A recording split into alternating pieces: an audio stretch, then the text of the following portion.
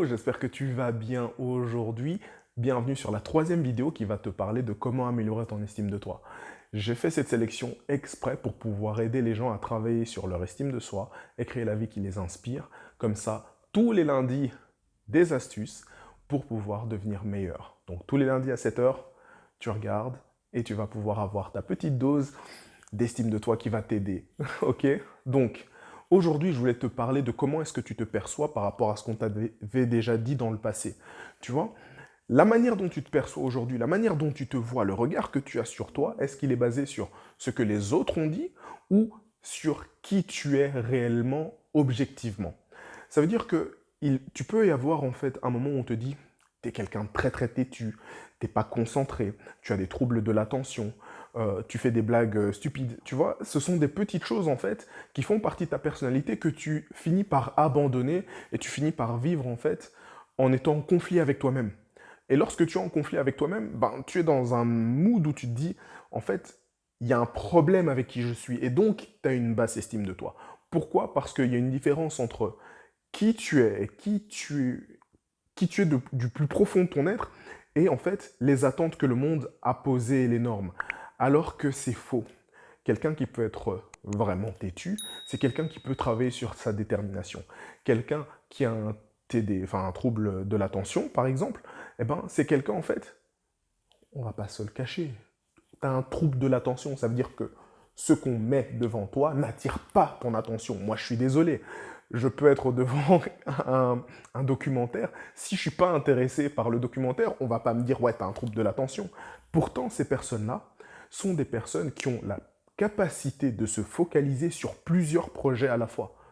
Et donc, tu vois, même le fait de faire des blagues débiles, comme moi je faisais, c'était quelque chose en fait qui m'a permis de pouvoir développer ma perception du monde.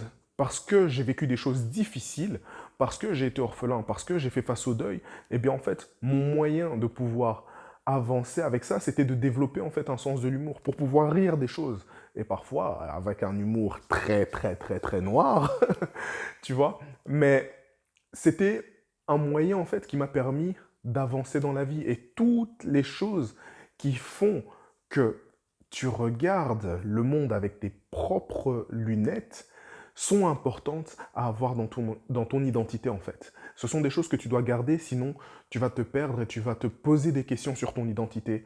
Et ça, non. D'ailleurs, si tu veux une blague pourrie à la fin, reste jusqu'à la fin de la vidéo.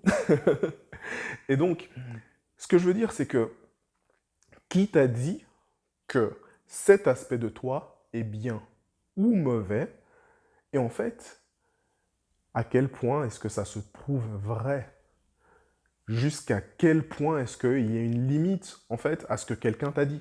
Parce qu'il y avait peut-être du vrai avant, mais ce n'est peut-être plus le cas maintenant, et c'est à toi, en fait, de trouver cette réponse. Si tu trouves cette réponse, ça veut dire que tu vas être en accord avec toi-même.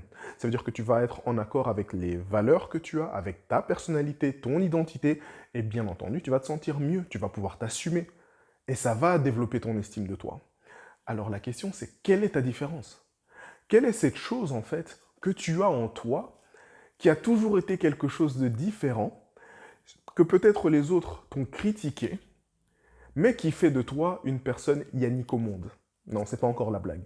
Mais tu vois, moi, par exemple, le fait de ne pas me sentir validé lorsque je faisais des blagues m'a permis, justement, de développer encore plus ce sens de l'humour.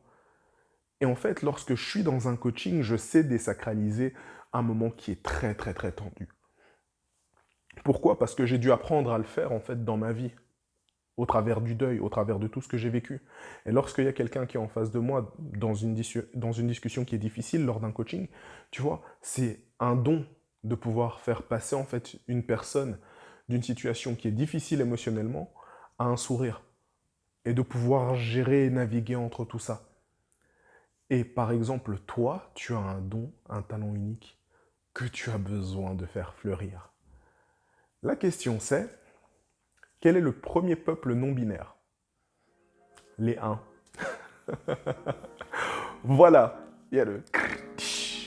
Sur ce, rendez-vous la semaine prochaine pour la prochaine vidéo. J'espère que tu as apprécié ce contenu. crois en toi, connecte-toi avec ce qui est d'important, ton unicité, et je te dis à la semaine prochaine.